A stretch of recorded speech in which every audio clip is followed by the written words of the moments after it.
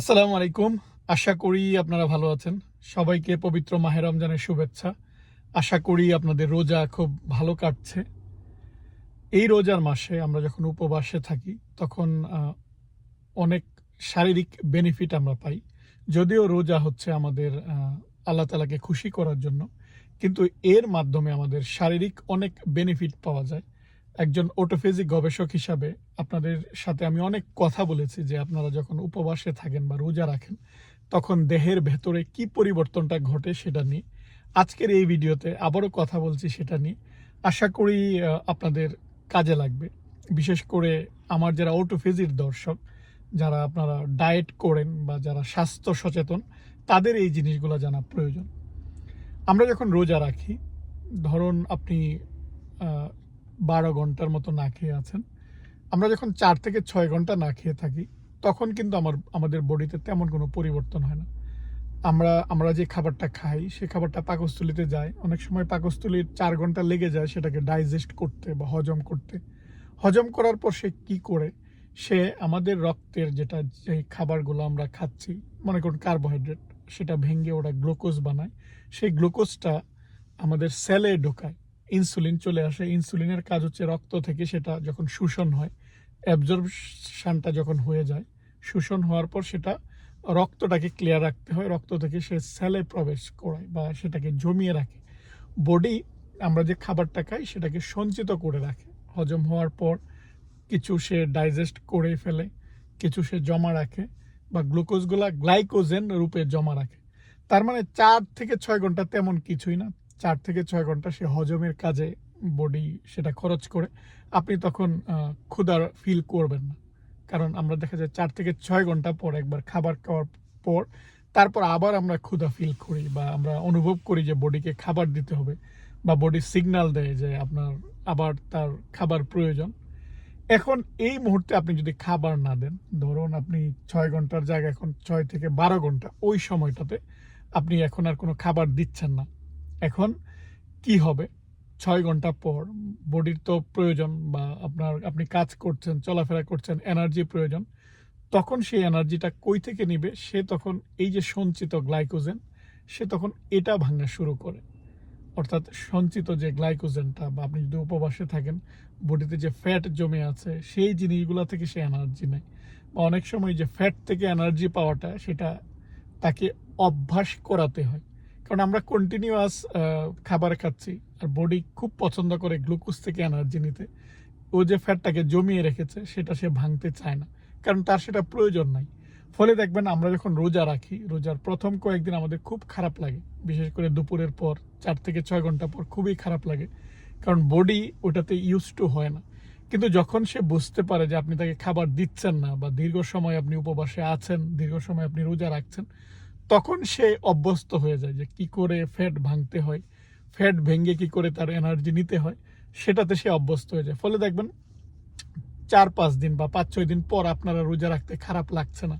কারণ এই যে আপনার একটা খারাপ লাগা, বডির যে এনার্জিটার প্রয়োজন ছিল বা সে যে সারাক্ষণ সিগন্যাল দিচ্ছিল যে আমাকে গ্লুকোজ দাও বা খাবার দাও, তখন সে আর সেটা দিচ্ছে না। সে নিজেই কি করে এনার্জি নিতে হবে, বডির সঞ্চিত গ্লাইকোজেন বা সঞ্চিত ফ্যাটটাকে ভেঙে কি করে এনার্জি বানাতে হবে সে সেটা কিন্তু শিখে যায়। ফলে এই যে ৬ থেকে ১২ ঘন্টা সেটা কিন্তু ইম্পর্টেন্ট সময়টাতে তখন আপনার সঞ্চিত যেগুলো বডি জমে রেখেছে, যেই আমাদের গ্লাইকোজেন বলি বা ফ্যাটগুলা বলি, যে জিনিসগুলো আমাদের বডিতে জমে আছে, সে কিন্তু ওইটা ভাঙা শুরু করে। ফলে কেউ যদি ওজন কমাতে চায় তখন কিন্তু তার জন্য এই যে ১২ ঘন্টার যে উপবাস বা দীর্ঘ সময় যে উপবাস সেটা কিন্তু খুবই কার্যকরী। কারণ তখন বডি তার যে সঞ্চিত ফ্যাট সেটা ভেঙে কিন্তু তার কাজগুলা করবে। ফলে আপনারা যারা ওজন কমাতে চান এটা একটা খুব গুরুত্বপূর্ণ সময় বা খুবই গুরুত্বপূর্ণ। কিন্তু আপনাদের ইফতারে সচেতন হতে হবে যে ইফতারে এমন কিছু খাবার খাওয়া যাবে না বা মিষ্টি জাতীয় খাবার খাওয়া যাবে না যেন গ্লুকোজ কার্ভটা আবার স্পাইক করে উপরে উঠে যায় বা বডিতে গ্লুকোজের কনসেন্ট্রেশন যেন হঠাৎ করে বেড়ে যায়। এটা করা যাবে না। তখন কিন্তু আবার খারাপ লাগবে। গ্লুকোজ কমে গেলে যেমন আমাদের খারাপ লাগে, আমাদের মাথা ঘোরায় বা আমরা দুর্বল অনুভব করি। আপনি হঠাৎ করে যদি বডিকে আবার এক্সেস পরিমাণ গ্লুকোজ দিয়ে দেন, তখনও কিন্তু এটা হয়। ফলে দেখবেন ইফতারের পর অনেকেরই কিন্তু খারাপ লাগে। এখন অনেকেই প্রশ্ন করে থাকেন যে এই যে অটোফেজি, 12 ঘন্টা আমরা যে রোজাটা রাখি 10 থেকে 12 ঘন্টা, এই সময়টা অটোফেজি চালু হয় কিনা। অটোফেজি যেটা চালু হয় সেটা যদি আপনি যান যে 12 থেকে 18 ঘন্টায় যদি যান, আমি বললাম যে প্রথম 6 ঘন্টা, তারপর 6 থেকে 12 ঘন্টা, এখন 12-র পরে যদি আপনি 16 ঘন্টা বা 18 ঘন্টা যান, তখন গবেষণায় দেখা গিয়েছে যে অটোফেজিটা চালু হয়। অর্থাৎ আপনাকে আরেকটু বেশি সময় উপবাসে থাকতে হবে। এই উপবাসে থাকলে অটোফেজিটা চালু হয়। তখন বডি যেটা করে যে তার রিপেয়ারগুলা করে। রিপেয়ার বলতে হচ্ছে যে আপনার কোনো একটা কোষীয় লেভেলে বা সেলুলার লেভেলে হয়তো কোনো একটা সেল, সে হয়তো দেখা যায় যে এটা সুস্থ সেল না, অসুস্থ সেল। বা অনেক সময় আমাদের যখন প্রোটিনগুলা সিনথেসিস হয়, অনেক সময় প্রোটিনগুলো সঠিকভাবে সিনথেসিস হয় না। এই জিনিসগুলাকে সে রিপেয়ার করে, অর্থাৎ এটা হচ্ছে রিপেয়ারিং টাইম। বা আমাদের যেটাকে বলি যে অটোফেজি আমাদের সেলুলার রিপেয়ার করে, বা অটোফেজি আমাদের ক্যান্সার থেকে দূরে রাখে, অটোফেজি আমাদের বিভিন্ন রোগ প্রতিরোধ করে। এই জিনিসগুলা হয় তখন আরও দীর্ঘ সময় উপবাসের ফলে।